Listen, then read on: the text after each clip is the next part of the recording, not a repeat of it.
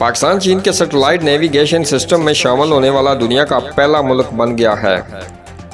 ज़राए के मुताबिक चीनी सैटेलाइट नेविगेशन सिस्टम BDS का इस्तेमाल नकल व हरकत, ज़राअत, कुदरती आफात की तबाही में कमी और रिलीफ के लिए होता है और अब पाकिस्तान इस सिस्टम में शामिल हो गया है। नेविगेशन ऑफिस के डायरेक्टर जनरल और बेडो नेविगेशन सैटेलाइट सिस्टम BDS के तर्जमान RN चीन की ने कहा है कि पाकिस्तान सैटेलाइट नेविगेशन प्रोग्राम में एक अहम शिरकतदार है। इन्होंने मजीद कहा कि पाकिस्तान पहला मुल्क है जिसने बेडो सैटेलाइट सिस्टम BDS का तैयार करदा ग्लोबल सिस्टम GPRS का इस्तेमाल किया है। इससे कबल पाकिस्तान समेत दुनिया भर में राज दूसरे नेविगेशन सिस्टम का इस्तेमाल किया जाता है जो कि सार्फिन को मुफ्त फराहम किया जाता है। वो नेविगेशन सिस्टम अमेरिका की जानब से बनाया गया है, लेकिन अब चीन ने अपना नेविगेशन सिस्टम बना लिया है ताकि अमेरिका चीन के लोगों की मालूमात और नकल व हरकत की निगरानी न कर सके। ख्याल रहे कि चीन इससे कबल फेसबुक, ट्विटर जैसी सहूलियात भी इस्तेमाल नहीं करता है, बल्कि चीन में इनकी अपनी सोशल मीडिया